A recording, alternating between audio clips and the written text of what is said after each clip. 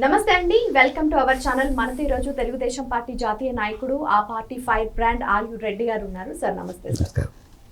Sir, ఒక పక్కన ఉత్తరాంధ్ర అంతా కూడా పండగ వాతావరణంలో ఉంటే, ఒక పక్క జగన్ గారు సీదిరి అప్పలరాజు గారి పరామర్శకు వెళ్ళారు. అంటే ఆయన సాక్ష్యాలను తారుమారు చేసే ఒక్క కేసులో ఆయన జైలుకి వెళ్తే ఆయన్ని పరామర్శించడానికి వెళ్ళారు. సరే, ఇదంతా ఓకే, వెళ్ళారు. కానీ ఆ వెళ్ళిన చోట అంటే 3 గంటలు లేట్ అయిపోయింది. ఎందుకంటే ఈ వైఎస్ఆర్సీపీ కార్యకర్తలు ఎవరైతే ఉన్నారో వీళ్ళు చేసిన హంగామా అంతా ఇంత కాదు.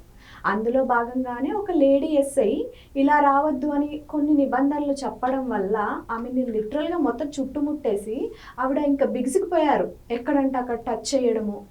అంటే జగన్ గారే చెప్తారు కూటమి ప్రభుత్వంలో మహిళలకు రక్షణ లేదు అని చెప్పేసి. ఇప్పుడు ఆయన చేసిన ఒక ఈ కార్యక్రమంలోనే నడి రోడ్డు మీద ఒక లేడీ ఎస్ఐ, అది కూడా ఇంకా మామూలు మహిళల పరిస్థితి ఏంటి సార్? అలానే ఆయన మాట్లాడారు, ప్రెస్ మీట్ కూడా పెట్టారు. అందులో ఈయనకి సిపిఆర్ అంటే కూడా సరిగ్గా తెలియట్లేదు. అంటే గత 5 ఏళ్ల పాలనలో సిపిఆర్ అంటే తెలియని ఒక వ్యక్తిని ఆంధ్రప్రదేశ్ ప్రజలు ముఖ్యమంత్రిగా ఎన్నుకున్నారంటారా? ప్రజలు ఎప్పుడూ కూడా భావోద్వేగాలతో నిండి ఉంటారండి. నువ్వు దుర్మార్గుడివి, నువ్వు మంచోడివి అనే ఆలోచనలో చేయరు. ఎప్పుడూ కూడా ప్రజలు ఎప్పుడు ఆ నామాయకత్వంతోనే ఈ యొక్క రాజకీయ పార్టీ అనేది పుట్టుకొస్తూ ఉంటుంది. జగన్మోహన్ రెడ్డి పార్టీ ఆడి నుంచి పుట్టుకొచ్చినది, జైలు గోడల నుంచి పుట్టుకొచ్చినది కదా. ఈరోజు ఇంతమంది కోడే కూస్తూ ఉంటారే, కాశ్మీర్ నుండి కన్యాకుమారి వరకు. ఎవడ్రా అవినీతి పౌడర్, ఎవడ్రా అంటే ఎవడ్రా దొంగోడు, ఎవడ్రా అంటే ఎవరి పేరు చెప్తూ ఉంటారు, జగన్మోహన్ రెడ్డి పేరు చెప్తూ ఉంటారు. నేనంటే తెలుగుదేశం పార్టీ నాయకుడు కాబట్టి, మీరు ఆ పార్టీ వ్యక్తి కాబట్టి మీరు ఆయన విమర్శిస్తున్నారని చెప్పి అంటారు. సామాన్యుడు కూడా ఈరోజు గూగుల్లో కొట్టి ఎవడ్రా most corruption person in India అంటే కనుక జగన్మోహన్ రెడ్డి పేరు వస్తుంది. అతనికి 5 నెంబర్ అది ఏదైతే ఉందో చెంచలు కూడా ఆ నెంబర్ కూడా వస్తూ ఉండే పరిస్థితి ఏర్పడినది కదా. దాంట్లోంచి వచ్చిన వ్యక్తులు ఒక స్త్రీల పట్ల ఏ విధంగా ఉంటారనేది మీరు అర్థం చేసుకోగలరు. మీరందరూ కూడా స్త్రీలు, మీరు కూడా ఒక స్త్రీనే, ఒక జర్నలిస్ట్గా ఉండి ఇట్లాంటి ఎదవల్ని, ఇట్లాంటి నా కొడుకులు ఏం చేయాలమ్మా, మెట్టుచుకొని కొట్టాలి గట్టిగా. ఈరోజు ఒక మనిషి, ఒక లా అండ్ ఆర్డర్ని కాపాడే ఒక లేడీ ఎస్ఐ ఎవరైతే ఉన్నారో, నిన్న స్వయాన ఆ జిల్లా ఎస్పీ గారు కూడా చెప్పడం జరిగింది.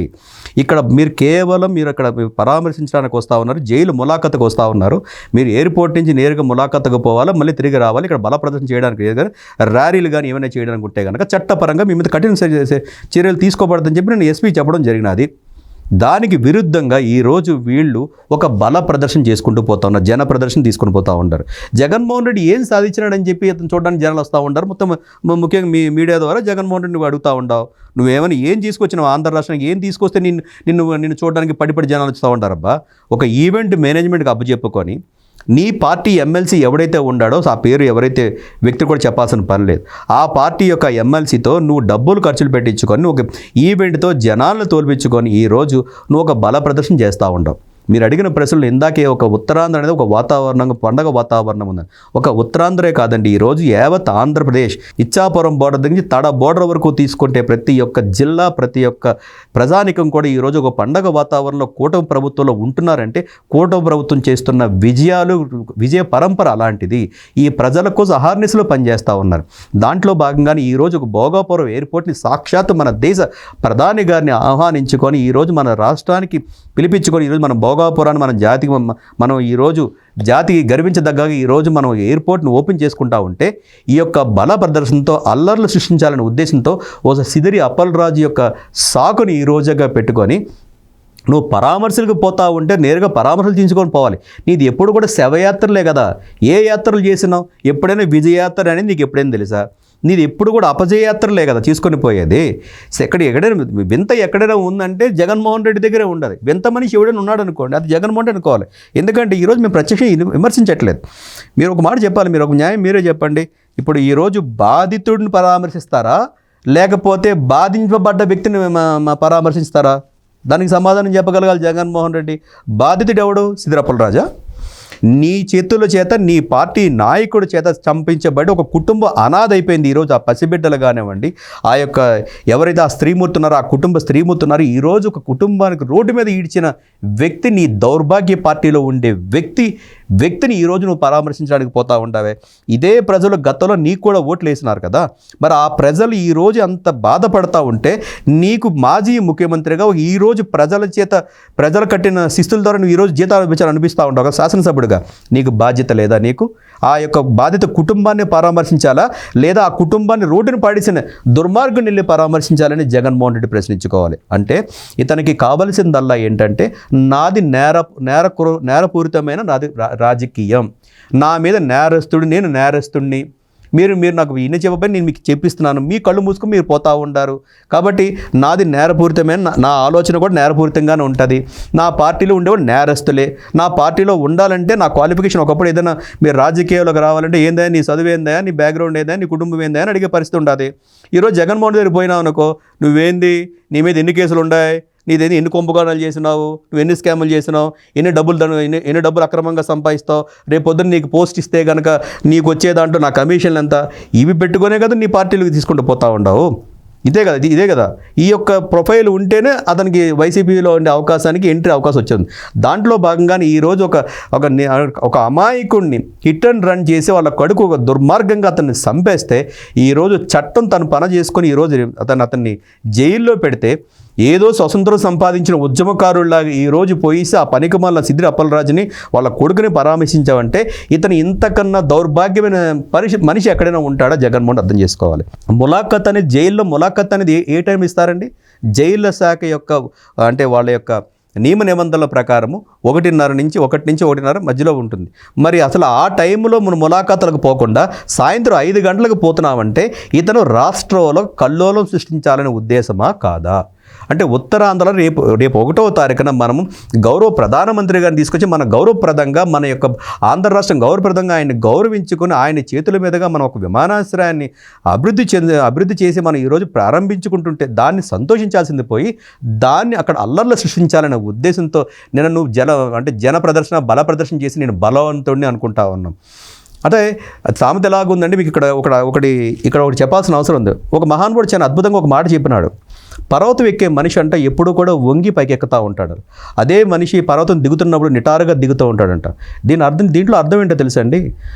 పైకి ఎక్కాలనుకున్న ఎప్పుడు ఒదిగి ఎక్కుతూ ఉంటాడు.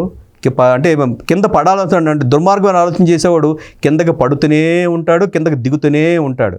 దాంట్లో ఎవరు పైకి ఎక్కే మనిషి, ఎవరు కిందకి ఎక్కే మనిషి అని మీకు అర్థం చేసుకోవాలి. పర్వతం లాంటి వ్యక్తి పర్వతం ఎక్కాలనే ఉద్దేశంతో ఈరోజు గౌరవ చంద్రబాబు నాయుడు గారు ఎన్ని దుర్మార్గాలు చేస్తున్నా నాకు రాష్ట్రం ముఖ్యం, రాష్ట్ర ప్రజలు ముఖ్యం, రాష్ట్రాన్ని అభివృద్ధి చేయడం ముఖ్యమైన ఉద్దేశంతోనే ఈ దుర్మార్గుడు ఎన్ని చేసినా ఒక ఓపికతో ఒక పర్వతాన్ని ఎక్కుతున్నట్టుగానే వంగి పైకి ఎక్కుతా ఉన్నాడు. ఈ దుర్మార్గుడు నాశనం చేయాలనే ఉద్దేశంతోనే ఇలాంటి మాటలు మాట్లాడుతున్నామంటే ఈ యొక్క వ్యక్తి ఇలాంటి దుర్మార్గాలు చేసినాడు కాబట్టి ఎప్పుడు కూడా నువ్వు పతన స్థాయికి కిందకి దిగుతూ ఈరోజు నువ్వు 2024లో ఎలక్షన్స్కి నీకు టీమ్ 11గా వచ్చిందనే దానికి ఒక అద్భుతమైన ఉదాహరణ అని చెప్పుకోగలగాలి. అట్లాగే మీకు ఇందాక కూడా అన్నారు మీరు సిపిఆర్ అంటే ఏంటి అనేది.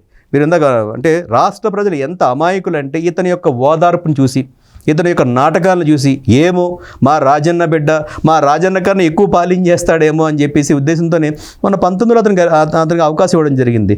చూసినారు అంటే శివుడి యొక్క పురాణంలో తీసుకుంటే కనుక మనకు కొన్ని ఒక ఇతిహాసాలు చాలా వరకు ఉంటాయి. గతంలో కూడా నేను కూడా చెప్పిన ఒక బ్రహ్మ రాక్షసుడు ఉన్నాడు. సో అతను భస్మాసుడు అని చెప్పి ఒక రాక్షసుడు ఉన్నాడు. అందరికీ అంతా నేను బలవంతుడిని అవ్వాలని చెప్పేసి నా కోరికలు ఎవరు తీరుస్తారంటే పరమేశ్వరుడు ఉన్నాడు అని చెప్పానంట. సో ఆ పరమేశ్వరుడు కోసం బాగా తపస్సు చేస్తే నాకు మంచి బలవంతుడు అవుతాడు, నేను మంచి కోరికలు అవుతాను చెప్పి ఘోర తపస్సు చేసినాడంట. తెర పరమేశ్వరుడు ప్రత్యక్షమయ్యి నన్ను బాగా చేసినావు, ఏం కావాలో కోరుకో అంటే, నేను ఎవడి మీద చేస్తే వాడు భస్మం అయిపోవాలి, నాకు ఆ వరం ఇవి స్వామి అన్నాడంట. సరే తదాస్తు అన్నాడంట. అవునా, అయితే నాకు వరం ఇచ్చావు కదా, అసలు ఇది పని చేస్తుందో లేదో ముందు నేమే చేస్తానని చెప్పినాడంట.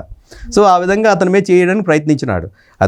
అదే దాంట్లో భాగంగానే ఆంధ్ర రాష్ట్ర ప్రజలకి 19 ముందు తను ప్రతిపక్ష లీడర్గా ఉన్నప్పుడు నేను అది చేస్తా ఇది చేస్తా కూటమి అంటే ప్రభుత్వాన్ని అప్పుడు తెలుగుదేశం పార్టీ ప్రభుత్వాన్ని కించపరుస్తూ తోలనాడుతూ ఆ విధంగా ప్రజల్లో ఒక మభ్యం తీసుకొచ్చి ఒక మాయం చేసి తన యొక్క నటనా చాతుర్యాన్ని అంటే వివిధ రకాలుగా ప్రదర్శించుకుంటే 19లో ఆ యొక్క మోసాన్ని నమ్మి నిజంగా ఇంత బాగా చేశాడు, ఒక్క ఛాన్స్ కదా ఒక తూరు ఇద్దామని చెప్పి ఆనాటి ప్రజలు అవకాశిస్తే అదే భస్మాసుడు మళ్ళీ పురాణం తీసుకుంటే కనుక 19లో ఈ భస్మాసుడు అనేవాడు ఈ ప్రజల యొక్క శివుడని ఈ ప్రజలు అవకాశం ఇస్తే 19 నుంచి 24 వరకు ఏ విధంగా ప్రతి ఒక్క ఆంధ్ర రాష్ట్ర పౌడి మీద చేసినాడో మనం చూడడం జరిగింది, ఎంత భస్మం చేసినాడో చూడడం జరిగింది.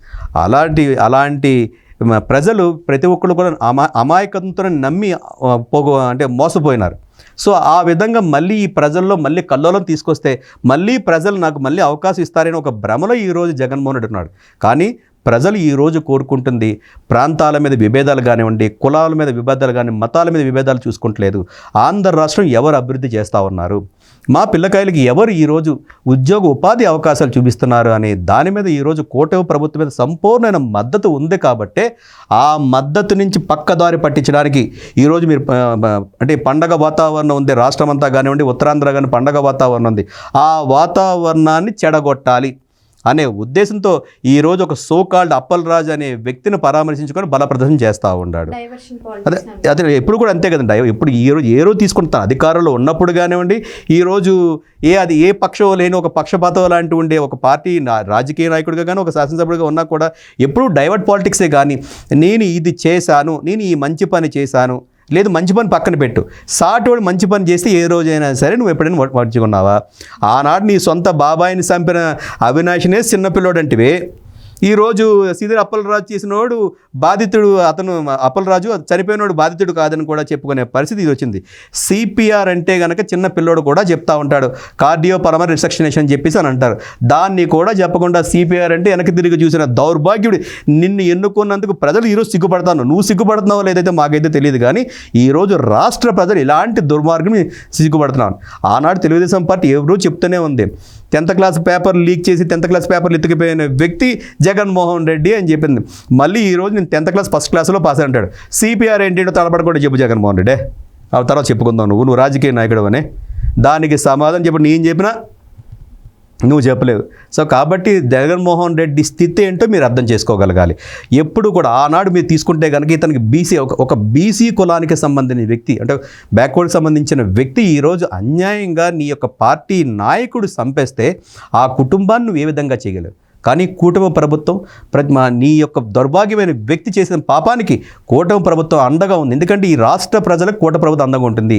కుటుంబంలో ఏ సమస్య వచ్చినా సరే ఒక పెద్ద దిక్కుగా గౌరవ ముఖ్యమంత్రి గారు కానీ, గౌరవ లోకేష్ గారు, గౌరవ పవన్ కళ్యాణ్ గారు ముందుండి ప్రతి కుటుంబాన్ని ఆదుకుంటున్నారు. అలా ఆ విధంగా ఆ భాగంలోనే ఆ యొక్క కుటుంబాన్ని ఆదుకోవడం కానివ్వండి, కాంపన్సేషన్ ఇవ్వడం కానీ కూడా జరిగింది. కనీసం నీ పార్టీ తరపున కానీ నువ్వు నీ పార్టీ అధ్యక్షుడిగా కానీ ఆ కుటుంబానికి ఏనాడైనా సహాయం చేసావా? కనీసం ఇంత మనిషికి నేను ఉన్నానని చెప్పి ఓదార్పు చేయకుండా శవయాత్రలు చేసుకునే దౌర్భాగ్యం పెట్టి నీలాంటి వ్యక్తి ఈ రాష్ట్రంలోనే కాదు ఈ దేశంలో రాజకీయాల్లో ఎవరు ఉండకూడదని ఈ రాష్ట్ర ప్రజలు కోరుకుంటా ఉన్నారు. కాబట్టి జగన్మోహన్ రెడ్డికి ముందు ఖచ్చితంగా ఉంది, ఇతను రాజకీయాలకి అనర్హుడు, ఇతను ఒక రాజకీయ నాయకుడు అనేదానికన్నా మానవ మృగంలా ప్రవర్తిస్తూ ఉన్నాడు. దాంట్లో భాగంగానే ఈరోజు అక్క చెల్లెములైనటువంటి ప్రతి ఒక్క స్త్రీమూర్తిని మనం గౌరవించాల్సిన అవసరం. ఆ యొక్క ఉద్యోగ ధర్మంలో భాగంగా ఈరోజు అతను ఏదైతే బల ప్రదర్శన చేస్తూ ఉన్నాడో తన ఉద్యోగ ధర్మపరంగా ఒక స్త్రీమూర్తి, ఒక ఎస్ఐ ఈరోజు చేస్తూ ఉంటే ఆ స్త్రీమూర్తిని కూడా ఆ యొక్క దుర్మార్గులు ఈ పార్టీ ఎవడో సోకాల్డ్ ఇన్ఛార్జ్ ఎవడైతే ఉన్నాడో మీరు అన్నారు ఎక్కడ పడితే అక్కడ అంటే తన తాకరాని చోట్ల తాకుతున్నారంటే కనీసం వీళ్ళ ఇంట్లో ఆడవాళ్ళు ఉన్నారా అనే సంగతి మీరు అర్థం చేసుకోవాల్సిన అవసరం ఉంది. ఈరోజు ఈ ప్రశ్న ఒక ఆర్యూ రెడ్డిగా తెలుగుదేశం పార్టీతో అడగాల్సిన పనేమిలే. వాళ్ళ ఇంట్లో వాళ్ళ ఆడవాళ్ళు అడిగితే కనుక ఈ ఎదవలకు సిగ్గు వస్తుంది. లేకపోతే కనుక ఆంధ్ర రాష్ట్రంలో ఉండే ప్రతి మహిళ కూడా మెట్టుచుకొని కొడితే కనుక ఇట్లాంటి దుర్మార్గం మళ్ళీ రోడ్డు మీదకి రావాలన్నా, ఇట్లాంటి జగన్మోహన్ రెడ్డి మళ్ళీ రాజకీయాలు పెట్టాలన్నా కూడా భయపడే విధంగా చేయాలంటే స్త్రీశక్తి అనేది ముందుకు రావాలి. కాబట్టి ఈ స్త్రీశక్తితో పాటు తెలుగుదేశం పార్టీ యొక్క కూటమి శక్తిని కూడా చూపించడం జరుగుతుంది. ఏ స్త్రీమూర్తికి అయితే అవమానం జరిగిందో, ఆంధ్ర రాష్ట్ర స్త్రీమూర్తికి అవమానం జరిగితే మన ఆంధ్ర రాష్ట్రం అంటేనే అన్నపూర్ణ, ఎందుకంటే అమ్మ పేరు పెట్టుకున్నాం కాబట్టి ఆ అమ్మలకు ఎక్కడైనా ఇబ్బంది జరిగితే కనుక కూటమి ప్రభుత్వం కఠినాతి కఠినంగా శిక్ష తీసుకుంటుంది. ఎవరైతే నిన్న స్త్రీమూర్తి పట్ల ఆ యొక్క స్త్రీ వ్యక్తి అది ఎవరైనా సరే ఆమెను అవమానించారో, ఆ విధంగా దురుసుగా ప్రవర్తించారో చట్టపరంగా కఠినమైన చర్యలు తీసుకోవడం జరుగుతుంది. ఆ స్త్రీమూర్తికి న్యాయం చేయడం జరుగుతుంది. ఈ యొక్క రాష్ట్ర ప్రజలు కూడా జగన్మోహన్ రెడ్డికి పర్మనెంట్గా శిక్ష వేసే రోజులు ముందున్నాయనే సంగతి మీ ద్వారా తెలియజేస్తూ ఉంటాం. Thank you sir. నమస్కారం.